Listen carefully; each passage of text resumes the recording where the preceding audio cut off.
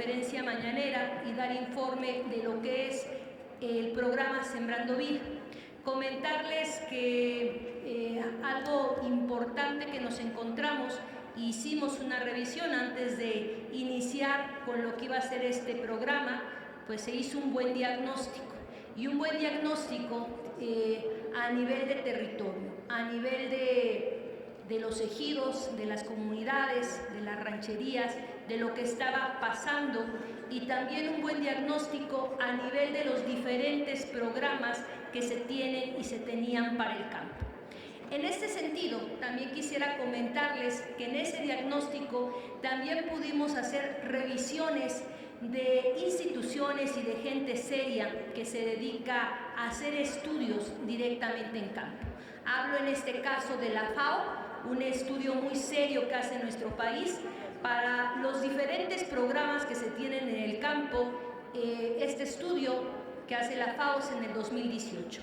Y lo que nos dice son tres cosas concretas, y por eso también basamos nuestro programa Sembrando Vida. La primera es que hace un estudio y dice que hay muchos programas para el campo, pero están de manera pulverizada. En otro sentido, dice que los programas que están yendo al campo pueden llegar diferentes programas a un territorio, pero no tienen sinergia. Puede ser que sea de una sola institución o de varias instituciones, pero no están evocadas a una misma misión y visión, que es el bienestar de la gente.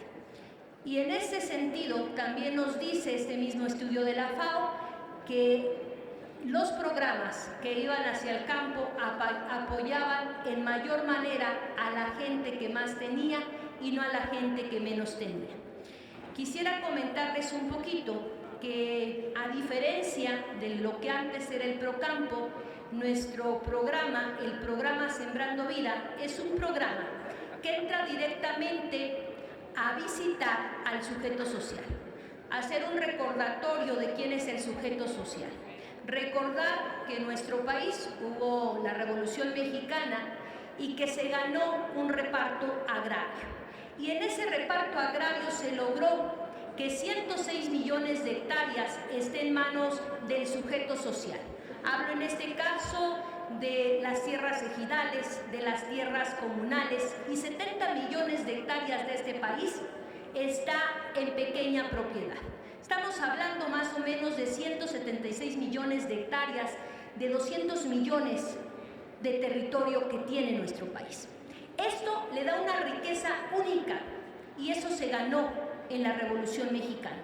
Decirles que se quiso desmantelar al sujeto social, y lo que queremos hacer en Sembrando Vida es volver a que el sujeto social tenga fuerza en un sentido de volver a cohesionar, a hacer tejido social con esas comunidades, con esos ejidos. Y en ese sentido, decirles que el programa Sembrando Vida entró directamente a darle información de qué era el programa a través de la asamblea ejidal, la asamblea comunitaria o a los espacios colectivos cuando es pequeña propiedad. Y así entraron nuestras compañeras y compañeros, los técnicos sociales y productivos de Sembrando Vida, a hacer una invitación a esas comunidades, a esos ejidos y a esas rancherías. Dieron a conocer de qué se trataba el programa Sembrando Vida. Decirles que se trata de un programa de trabajo, de un programa de inclusión social y de inclusión financiera de manera real, que está sustentado en la agricultura orgánica, porque hablamos del programa más grande, no solo de la historia del país, sino del mundo. Estamos hablando de hacer la restauración productiva y reforestación de 1 millón de hectáreas. En este sentido, decirles que para nosotros era importante volver a sumar al sujeto social, porque solo en asamblea se hace este ejercicio que hoy estamos haciendo, el de vernos de frente, de escucharnos y dialogar. Y en ese sentido, esto es lo que buscamos nosotros en el programa Sembrando Vida. Y nos dimos a la tarea de que esas comunidades supieran de este programa, y el programa consiste en lo siguiente. Hablamos de la reforestación y de la restauración productiva, pero planteada desde la sabiduría también de las campesinas y campesinos de este país. Hablamos también del conocimiento ancestral que tienen nuestros pueblos indígenas. Hoy, afortunadamente, todavía se preservan 68 pueblos originarios. Y en ese sentido, decirles que afortunadamente también tenemos técnicas y técnicos que hablan esas 25 lenguas donde nosotros estamos participando, para que se pueda dar el diálogo y la información. Decirles que en lo que vamos en este programa, porque también se habló por parte del senador Juan Manuel en la pregunta de las cuestiones de los microcréditos. Nosotros hablamos más que de los microcréditos, hablamos que se sustenta nuestro programa en la agricultura orgánica y en el modelo de economía social y solidaria, donde hablamos de finanzas sociales o finanzas populares, no de los microcréditos.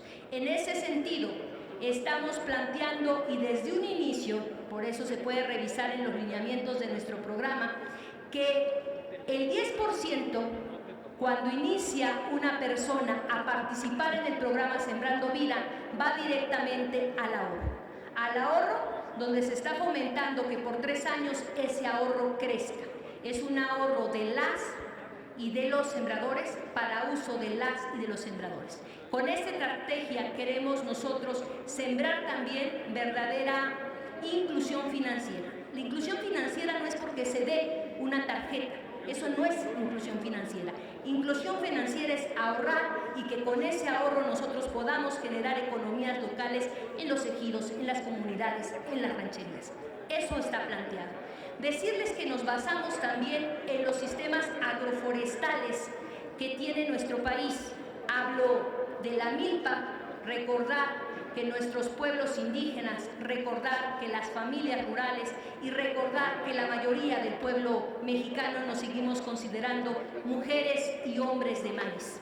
Y en ese sentido fomentamos hacer milpa. Y hacer milpa es sembrar un policultivo. Recordar que un policultivo habla de muchas plantas. En ese sentido, el policultivo más conocido, porque nosotros como mexicanos domesticamos al maíz y el maíz nos domesticó y somos esa cultura. Y en ese sentido hablo del maíz, del frijol, la calabaza y diferentes plantas que van saliendo, porque lo que buscamos en un principio es buscar subir en este sentido el que nuestras familias campesinas vuelvan a tener una buena nutrición. No hablamos de dar un recurso para que consumamos productos y muchas veces esos productos no llegamos a tener una buena salud. En este sentido buscamos otro camino. Y el camino es en ese sentido, hablo otra vez de lo que está planteando Sembrando Vida, hablamos nosotros de la regeneración del tejido social y por eso entramos como sujeto social y trabajamos la metodología de las comunidades de aprendizaje campesino. Hablamos nosotros de la regeneración de nuestros suelos y de nuestros ecosistemas y por esto tiene que hacerse la restauración productiva o la reforestación. Y hablamos también nosotros de la regeneración de las economías locales y por eso nos sustentamos en la economía social y solidaria. En ese sentido decirles que nuestro programa no hace una competencia con lo que era antes el Procampo, porque es un programa muy diferente. Y es diferente porque primero llegamos al sujeto social, se informa de qué se trata. Lo segundo muy diferente es que a través de las técnicas y técnicos visualizamos si se puede validar la parcela. Hablamos nosotros de una parcela de 2.5 hectáreas, y en este sentido, tiene que, de acuerdo a los lineamientos que tenemos, porque hablamos de restauración o de reforestación, tienen que ser parcelas que fueron milpa, y en ese sentido recordar que por tradición se hacía lo que era el RTQ, la milpa, lo que es la rosa tumbiquema, que hoy ya no se puede estar llevando a cabo porque somos más mexicanas y mexicanos. Eso funcionó un tiempo, pero no funciona ahora. Y en ese sentido también puede ser potreros o pueden ser pastizales o acahuales bajos. ¿Qué son los acahuales bajos? cuando se acaba de talar o quemar y tiene hasta 10 años en un sentido ese espacio. Decirles que lo que no estamos incentivando, porque también de acá salió el planteamiento y la duda, es nosotros no incentivamos el que se queme o el que se tale. Justo por eso, como Secretaría de Bienestar, estamos trabajando junto con Semarnat a través de lo que es CONAVIO para que podamos tener los mapas donde vamos a estar con Sembrando Vida. Lo que no queremos nosotros es incentivar la tala o la quema. Con estos mapas nosotros vamos a poder visualizar hasta el año 2018 para qué uso tenía ese terreno, y nosotros no queremos desincentivar eso. Queremos llevar a cabo nuestros lineamientos: potrero, pastizales, bosques o selvas que hayan sido quemadas por más de 5, 8 o 9 años, por eso hablamos de acahuales bajos, o estamos entrando al monocultivo de caña, y en ese sentido es ahí donde entra Sembrando Vida. Se planteó también en donde se hacía la categoría de entrar a Sembrando Vida. Decirles que Sembrando Vida tuvo un estudio de las diferentes cuencas del país, y decirles que como país también tenemos un compromiso no solo como país, sino como planeta. Nuestro país tiene el 5º lugar de biodiversidad de flora y fauna en el mundo. Eso nos vuelve como mexicanas y como mexicanos guardianes de esta flora y de esta fauna. Tenemos el primer lugar en flora y fauna a nivel de América, y en ese sentido lo que buscamos nosotros también y mapeamos en dónde estaba esa mayor biodiversidad, y nos encontramos que la mayor biodiversidad de este país se encuentra en sus selvas tropicales y también en sus bosques. Estoy hablando en esta sumatoria del 45% entre selva y bosque. En este sentido, también recordar, y lo comenté al principio, que nuestro país ha sido un país injusto. Haciendo este mapa nos encontramos que los lugares con mayor riqueza, y hablo de la biodiversidad, en este caso de flora y fauna, también del agua, resulta que son los lugares con mayor pobreza. De acuerdo a los datos de Coneval, nos dice que Chiapas es el estado con mayor número de gente en situación de pobreza y marginación. Y también Chiapas es el estado que tiene el mayor número de biodiversidad de flora y fauna, es el que tiene la mayor riqueza. Decirles que justo por eso Sembrando Vida está con mayor superficie en los estados con mayor pobreza, pero también vamos cuidando en que se plantee lo que estaba comentando ese rato, el que podamos restaurar y regenerar otra vez esas cuencas y que no haya tanta presión por parte de la gente de manera ambiental. Y en ese sentido, me están indicando que me quedan pocos minutos, voy a cerrar con eso de... ¿Sí? Gracias.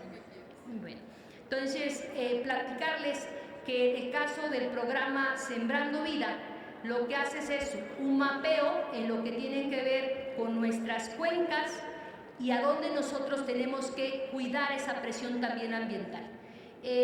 Lo ejemplifico con el caso Chiapas porque es donde tenemos nosotros mayor superficie. Estamos hablando de tener 4 territorios que suman 200,000 hectáreas, y también decirles que en estos territorios donde estamos trabajando en Chiapas también estamos trabajando de manera coordinada con la Semarnat, porque estamos trabajando en zonas de amortiguamiento de áreas naturales protegidas. Es el caso de la Reserva del Tacaná, de la Reserva del Triunfo, de la Reserva de la Encrucijada, de los Ocotes, de la Reserva de Montes Azules. Y en ese sentido, decirles que lo que vemos por parte de la gente que ha trabajado por muchos años en estas reservas, encuentra que en el programa Sembrando Vida está dando una verdadera respuesta, ya que están trabajando con la gente. Muchas veces se tuvo la visión conservacionista, donde valían más las plantas y los animales y no la gente. Ahora se está trabajando una visión donde quienes valen en un sentido y el centro del programa es las personas, es el generar el bienestar de las personas. ¿Por qué comento esto? Porque las personas deben estar bien, tienen que tener bienestar, porque ellas son las guardianes de este espacio de vida. ¿Qué nos encontramos? Nos encontramos que en estos lugares, hablamos de 25 pueblos indígenas originarios, tienen mucho conocimiento. Y basándonos en nuestra metodología, la comunidad de aprendizaje campesino, la gente está vertiendo ese conocimiento. Tiene conocimiento de lo que son sus manglares, de lo que son sus selvas, de lo que son sus bosques, y lo que estamos trabajando con ello justo en esos viveros comunitarios es el conocimiento de la gente que está aplicándose ahí, que va acompañado con la asistencia técnica de técnicos que nos están apoyando a fomentar la agricultura orgánica, pero también en apoyar desde un primer momento el trabajo de la economía social y solidaria. ¿Qué visualizamos con este programa? Visualizamos con este programa que ya está generando bienestar, y también decirles que estamos en lugares de esas cuencas emblemáticas, pero también en lugares donde se ha presentado mayor número de violencia por sistemas que antes se cultivaban. Hablo en este sentido de los enervantes. Hoy puedo decirles que estamos en la zona de las quebradas, en la parte de Durango, y que ha sido muy bien recibido nuestro programa. Y en ese sentido se ha dejado de sembrar, en este caso amapola, marihuana, y se está sembrando vida a través del sistema Milpa, pero también de sistemas agroforestales que buscan establecer algunos árboles maderables para el beneficio de las personas. Eso es lo que yo les pudiera comentar de Sembrando Vida.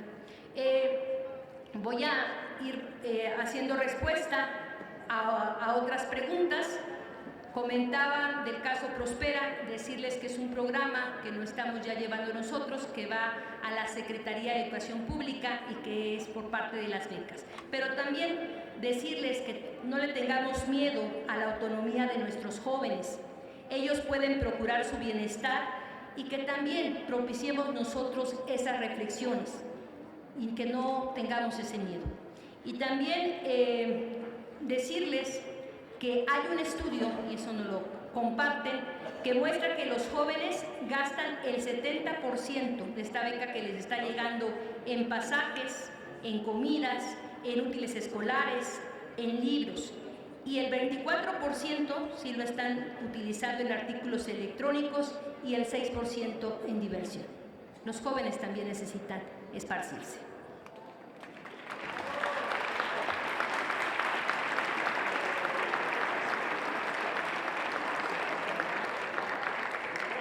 Siguiendo dando respuesta, decirles lo que les había planteado, que todas las secretarías, todas las dependencias, pues trabajamos de manera conjunta y articulada para cumplir con la instrucción de nuestro presidente y con el mandato del pueblo de erradicar la pobreza. O sea, no lo estamos llevando desde una sola secretaría, y es importante comentarlo de acuerdo a una pregunta que me hizo el senador Juan Manuel.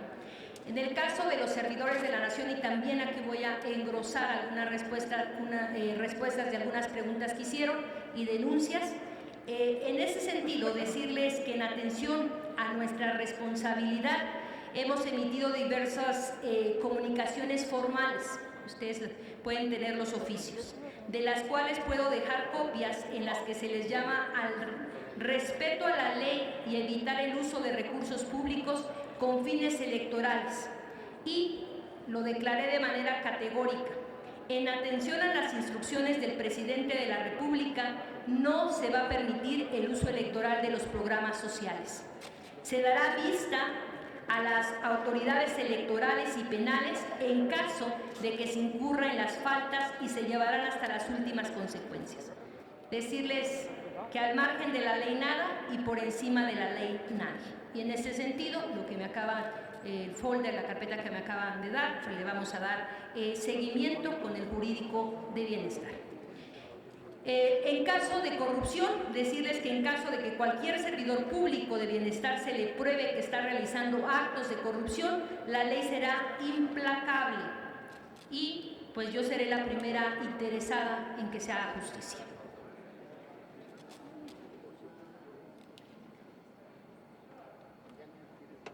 Voy a seguir dando algunas respuestas, y programa de Sembrando Vida, porque no lo había comentado en la parte de El Salvador, pues decirles que técnicamente sí es viable, nada más que la consideración es diferente por el tipo de tenencia de tierra.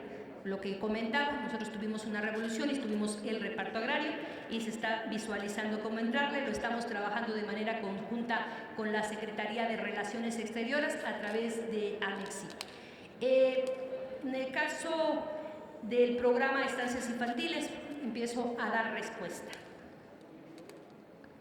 Primero, decirles que este programa como tal no fue cancelado y solamente hubo unas modificaciones en la mecánica operativa. El apoyo se continúa otorgando a las madres y padres de familia, con lo que se garantiza el interés superior, que es la infancia. A la par del cambio de las reglas de operación, la Subsecretaría de Desarrollo Social y Humano revisó el padrón de estancias de niñas y niños que se beneficiaban con el programa de estancias infantiles, que resultó en 84.249 niñas y niños que no pudieron ser localizados. Decirles que esta misma cifra fue reportada en un diagnóstico del DIF, y del DIF este diagnóstico no lo hace 2019, lo hace 2018. También es muy parecido, lo que nos menciona el DIF nacional en 2018 es que también nos encontraba 84.849 niñas y niños. Decirles que con esto no estamos violando los derechos económicos, sociales y culturales de las niñas y de los niños. Se continúan garantizando sus derechos y continuamos dando cobertura a los hogares que así lo necesitan, gastando menos que en los programas anteriores. Además, decirles que ahora las madres, padres o tutores tienen la libertad de escoger la mejor atención para el cuidado de sus hijas y de sus hijos sin que estén obligados a un solo sistema. Ninguna niña o niño que si estuviera dentro del padrón del programa de estancias infantiles está fuera del actual programa, y si así estuviera, nosotros hacemos el compromiso de que sigan estando si se cumple de acuerdo a la edad que hace rato expliqué en el momento de mi primera intervención. Decirles que actualmente en el caso de niñas y niños con discapacidad, también lo recalcaba en la primera intervención, vuelvo a comentar, tenemos apoyando directamente en este sentido a niños con alguna discapacidad a 3.372 en estancias infantiles. Y decirles también, pues, en este sentido, esas serían las notas aclaratorias. Esta creo que ya quedó. Creo que ya.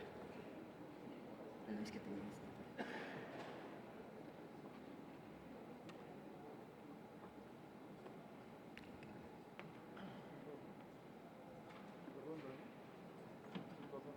esta. Algunas respuestas que me faltaban. Nos preguntaban de la visión del Coneval, decirles que creemos en la importancia de evaluar los programas de bienestar y que no buscamos desmantelar ni debilitar al Coneval. Decirles que cuáles son las consideraciones que tenemos para los programas, y son los diferentes programas que se tienen porque se deben de medir, es que podamos también no solo tener el acceso en cantidad, o sea en volumen, sino en calidad de los servicios. De eso ya había platicado antes con el que antes era director y volvimos a tener una plática con el doctor Nabor, que es ahora el director del encargado de Coneval. Y en ese sentido, decirles también que en ningún sentido tuvo que hay un principio de alternancia y que el director de antes llevaba 13 años, por eso hubo un cambio, no es en otro sentido. Y decirles también que el Coneval actualmente tiene los recursos suficientes para continuar con su labor y que sí nos preocupa y nos ocupa mucho el que se puedan estar midiendo los diferentes programas sociales, pero con el sentido que comento, que no solo sea cantidad y volumen, sino calidad. Y voy a poner un ejemplo muy sencillo. Antes se planteaba y se preguntaba cuestiones que tienen que ver con el acceso a salud y se preguntaba si se tenía acceso al seguro